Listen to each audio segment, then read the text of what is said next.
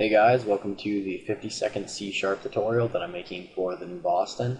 And in this tutorial, I'm going to be showing you how to use the math class. So all you're going to need for this tutorial is a button and a label. Once you have those on your form, just double click on the button. So in order to access the math class, we're just going to want to type out math. In order to access the methods inside of the math class, we're just going to want to use the dot operator, since all of the methods inside of the math class are static. The first method that we're going to be looking at inside of the math class is the absolute value method. And this will just return the absolute value of a number. So if we just put -4 in here, it will just return the absolute value of -4. And we're going to go ahead and set label1's text equal to the absolute value of -4, just to make sure that the math class is working properly. So it's going to debug here, and we should get 4. Yep, because the absolute value of -4 is 4. And you can get the absolute value of pretty much any number. So if we want to get the absolute value of 833, we could do that.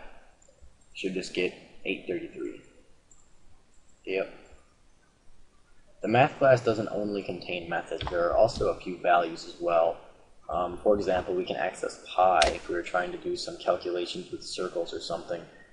We can just use that, and we're just going to set label1's text equal to pi, and we should get 3.1415, whatever. Yep. Also inside of the math class, there is the pow method, or raising a number to a power, or exponents, whatever you want to call it. And say we wanted to square the number 4, I'm just going to put 4 right here, and then put 2. So the number that you want to square will go right here, and then however many times you want to raise it, you'll just put here. And we just want to do 4 to the second power, or 4 squared, or whatever you want to call it. And we're just going to use the .toString method here to convert it into a string so that we can set it as label1's text. And we should get 16, since 4 squared is 16. Yep. And you can put any numbers here, just, I don't know, if you want to do 32 to the 4th power, you could do that as well. You should get, I don't know, some crazy number. Yep.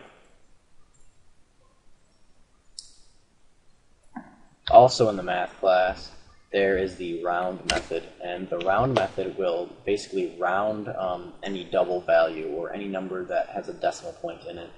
So say we want to round 4.7, well, it'll do that. It'll return 5, since 4.7 rounded to the nearest whole number is 5. Again, we're just going to have to convert it into a string here. So now when we click button 1, we should just get 5. Yep. And defaultly, it will round to the nearest whole number. But if you want to specify how many values you want it to round to, like for example, if you have this like crazy decimal right here, like I don't know that, and you want to round it to the 100th place, you can do that. And right here, you're just going to want to specify how many decimal places you want it to be back. So this would be 1, and this would be 2. So we're going to put it back. Oops, we're going to put it back 2, so it'll round to the nearest 100th place. So we're just going to put 2 here, and it'll round to the nearest 100th place. So we should get like 4.73, because this is a 4 right there. Yep. And if you wanted it to round to the nearest whole number, you could just either leave this out right here, or just put 0.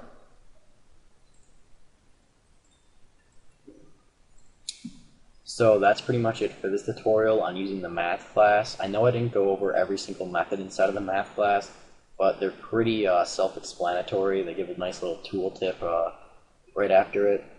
And I don't know all of the math things, since I haven't gotten into those advanced math classes yet. But yeah, so see you guys.